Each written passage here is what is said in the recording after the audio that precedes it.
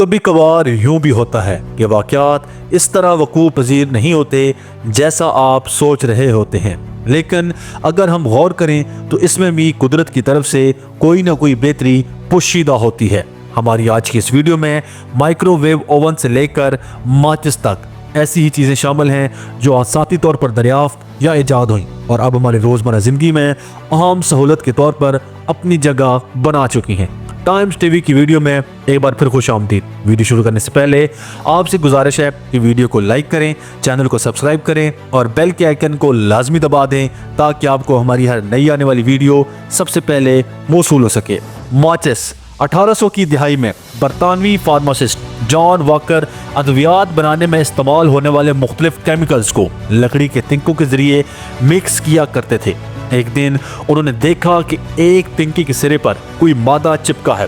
جب انہوں نے اس مادے کو رگڑ کر صاف کرنے کی کوشش کی تو وہ مادہ آگ پکڑ گیا۔ یہاں سے جان کے دماغ میں یہ خیال آیا کہ زندگی کو آسان بنانے کے لیے ماچس بنائی جائے۔ انہوں نے پھر ایسا ہی کیا اور بڑے پیمانے پر ماچسیں بنانا شروع کی اور یوں باقاعدہ ایک کمپنی بنا کر تجارتی بنیادوں پر ماچسوں کی تیاری اور فروخت ہونے لگی۔ مگر انہوں نے کاروبار میں اپنی اجارہ داری قائم نہ کرنے کے لیے اپنی ایجاد کو رجسٹر نہ کروایا، کیونکہ ان کے خیال میں اس طرح ان کی ایجاد انسانیت کے زیادہ کام آ سکتی تھی۔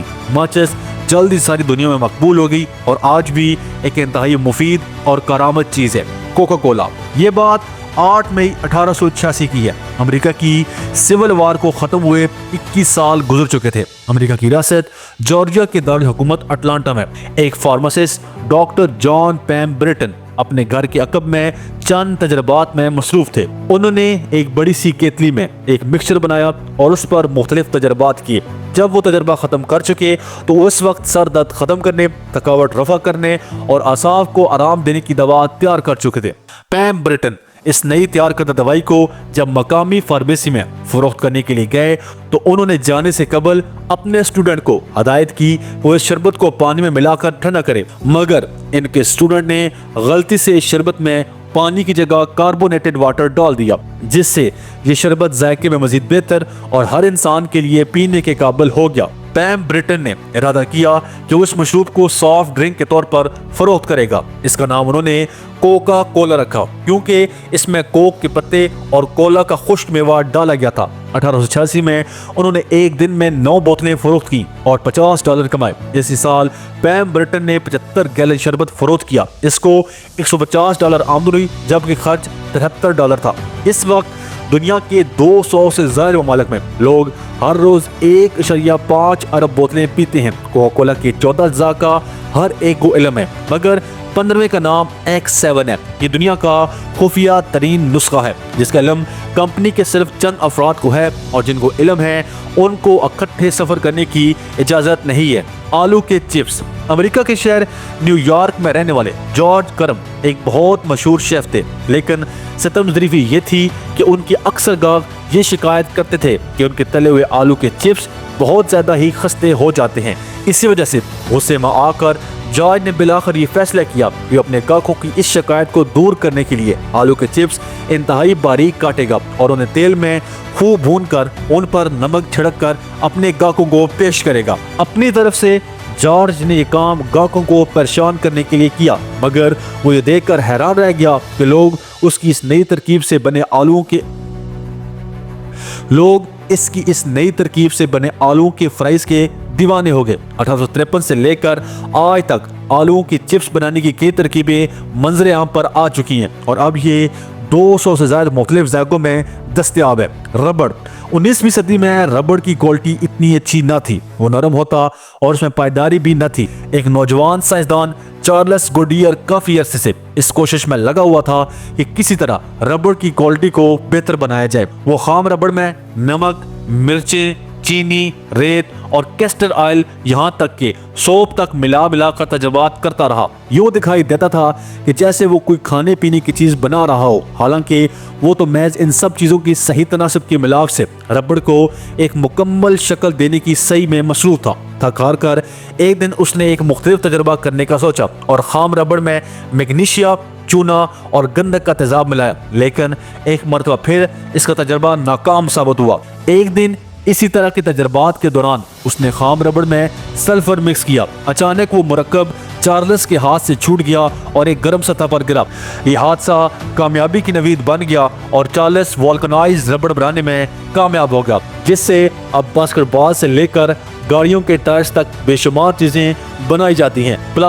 प्लास्टिक की इजाद से पहले सुरेश नुमा एक मादा जो अल्कोहल और सिरके की मिलाप से बनता था इस्तेमाल किया जाता था। 20वीं सदी के शुरू तक मुख्तलिफ मकासद जैसे लकड़ी को फार्मिका करने, रिकॉर्ड प्लेयर्स के रिकॉर्ड बनाने और दांतों की फिल्म तक के लिए इस्तेमाल होने वाले इस मादे को शेलक कहते थे, मगर ये बहुत महंगा पड़ता।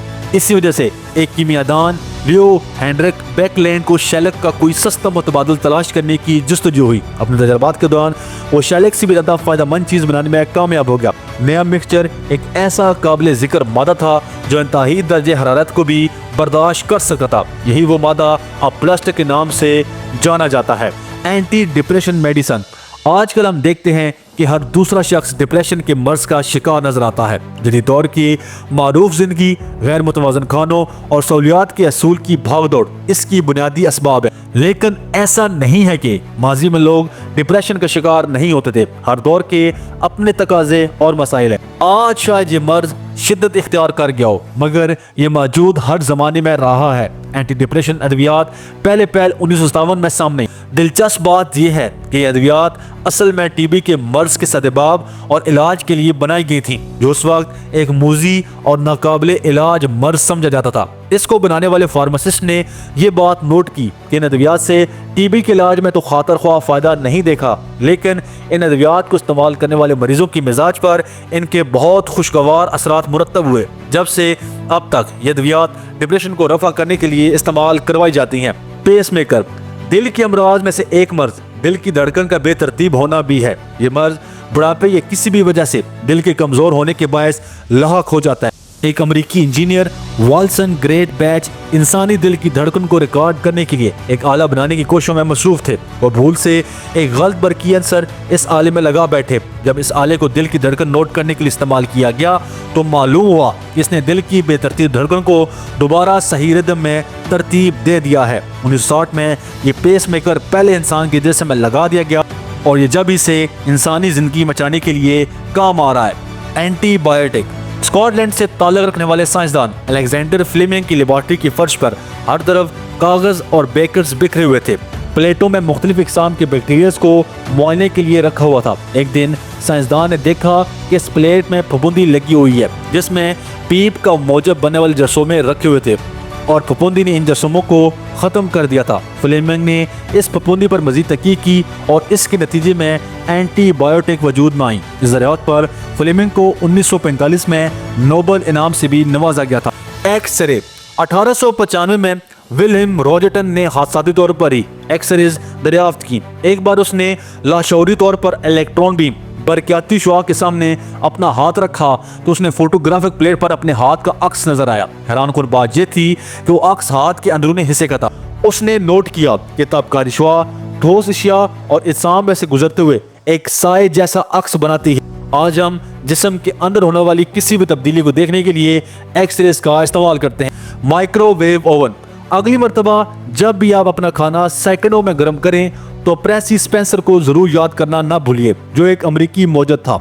इस ओवन की इजाद से पहले माइक्रोवेव सिर्फ रेडार्स में इस्तेमाल होती थी। एक दिन स्पेंसर, जो बैरियर का एक रेडार स्पेशलिस्ट था, उसने महसूस किया कि जब वो माइक्रोवेव पैदा करने वाले आले के सामने खड़ा था, उसकी जेब में मौजूद चॉकलेट बार पिघल कर नरम शक्ल इख्तियार कर गई। इसी तरह यह हादसा 1945 में माइक्रोवेव ओवन की इजाद का बायस बना।